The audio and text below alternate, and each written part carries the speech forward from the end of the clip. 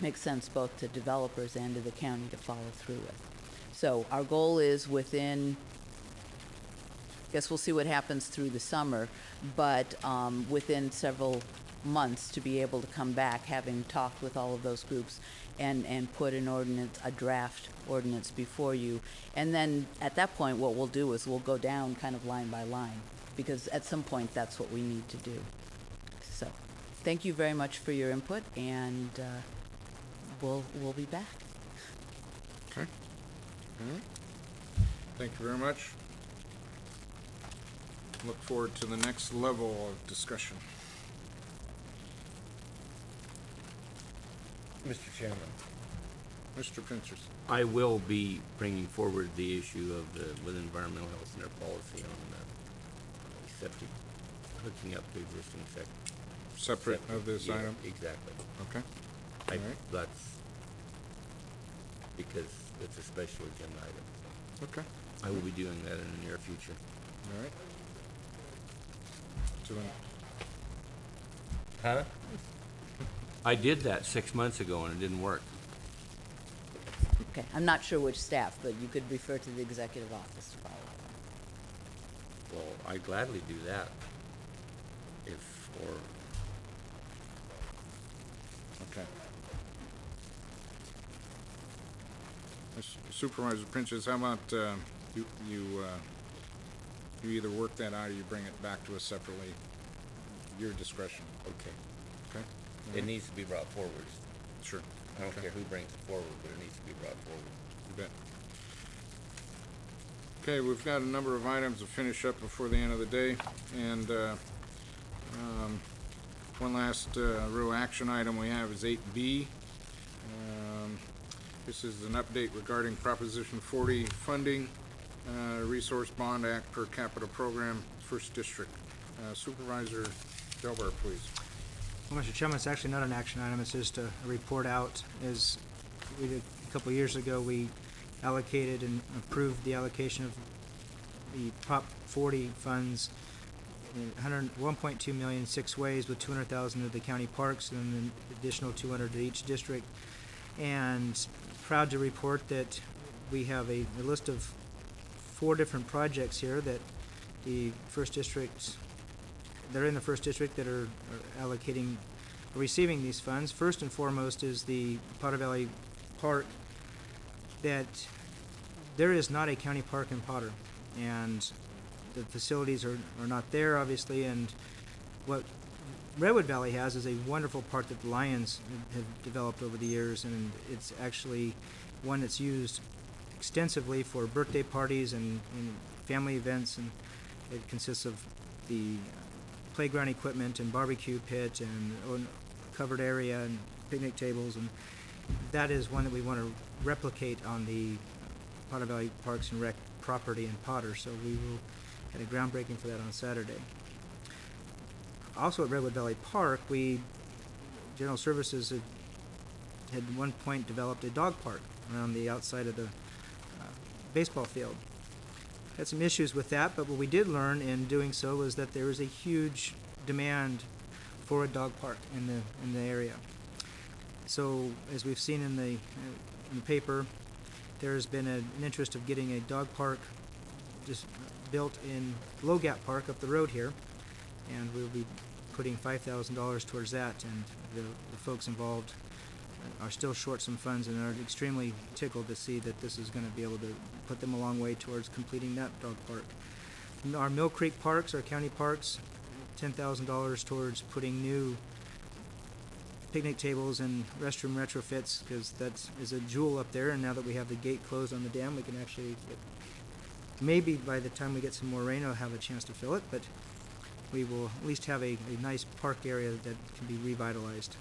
And then finally, some $5,000 towards, and it says on the staff report, Beckville Field, which is this one over here on the adjacent to the juvenile hall. Although in discussions with the Little League folks, actually the need may be greater at the Redwood Valley Lions Park.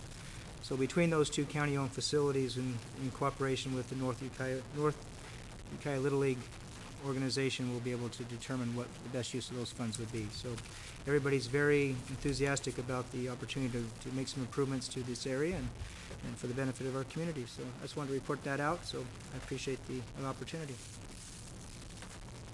Thank you, Supervisor Delbar. I want to extend my appreciation for your even discussing Bechtel Little League Field, as that's being in my district. And so if it plans out, I thank you ahead of time.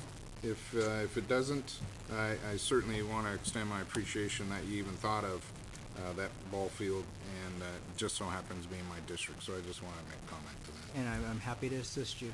But it's also a field that's used extensively by the youth throughout the Ukiah Valley. So it's definitely a regional community facility. Thank you very much. Any other comments to the item? It is no action necessary. It's just an informational item. So that concludes Supervisor Delbar's action. I thank you again. Now let's clean up a couple items. County Council report. Other than being lean and tan, do you have any report before us? Okay, thank you. Public expression. Is there any other members of the public wishing public expression on items not before us on the agenda today? Okay, seeing no rush. Let's see. CEO, legislative or fiscal reports? Okay. How about CEO report? You mentioned earlier.